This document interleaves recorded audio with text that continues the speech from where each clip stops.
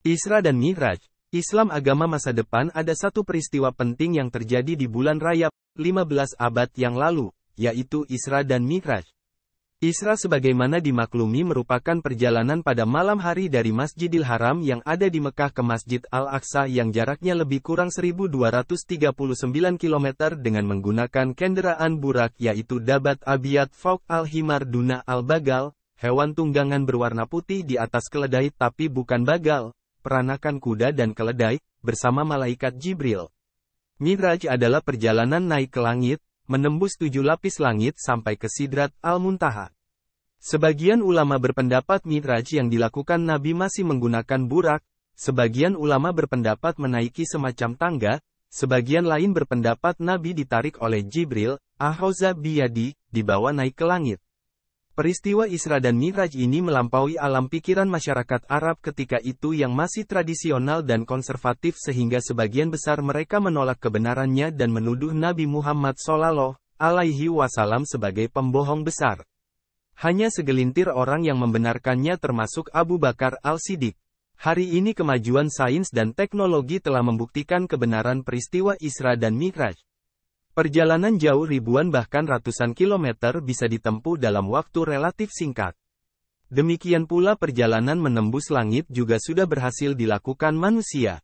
Perjalanan Isra dan Mi'raj diawali dengan proses pembedahan dada Nabi Muhammad SAW kemudian diisi dengan iman dan hikmat setelah itu ditutup kembali tanpa proses penjahitan. Ini semacam proses penyiapan mental sebelum berangkat melakukan perjalanan jauh. Setelah burak take off, kemudian landing pertama kali di Thoibah atau Yasrib. Nabi diberitahu Jibril bahwa nanti ke tempat itu, ia akan hijrah. Ini semacam perkabaran tentang masa depan yang akan dialami Nabi bersama para sahabatnya. Pendaratan kedua di Bukit Tursina, tempat Nabi Musa alaihi salam menerima wahyu dari Allah subhanahu wa ta'ala. Pendaratan ketiga di Bethlehem, tempat lahir Nabi Isa alaihi salam. Terakhir baru di Masjid Al-Aqsa di Palestina. Ini semacam proses menemukan historical traces. Sewaktu Mi'raj, Nabi bertemu dengan Nabi Adam, Nabi Yahya dan Isa, Nabi Yusuf, Nabi Idris, Nabi Harun, Nabi Musa dan Nabi Ibrahim selain itu juga orang-orang di masa lalu lainnya. Kemudian kepada Nabi diperlihatkan gambaran kehidupan di surga dan neraka. Ini semacam kemampuan untuk berinteraksi dengan masa lalu dan melihat keadaan di masa depan. Terakhir Nabi menuju Sidrat Al-Muntaha. Sidrah artinya pohon dan Al-Muntaha artinya yang paling ujung atau puncak. Ibn Katsir menukilkan dalam tafsirnya sebuah riwayat yang menggambarkan Sidrah Al-Muntaha, daunnya seperti telinga gajah dan buahnya seperti gentong, tempayan. Dan dalam satu riwayat dari Ibnu Mas'ud dijelaskan bahwa dinamakan Sidrat Al-Muntaha karena semua ketetapan Allah yang turun, pangkalnya dari sana dan semua yang naik, ujungnya ada di sana.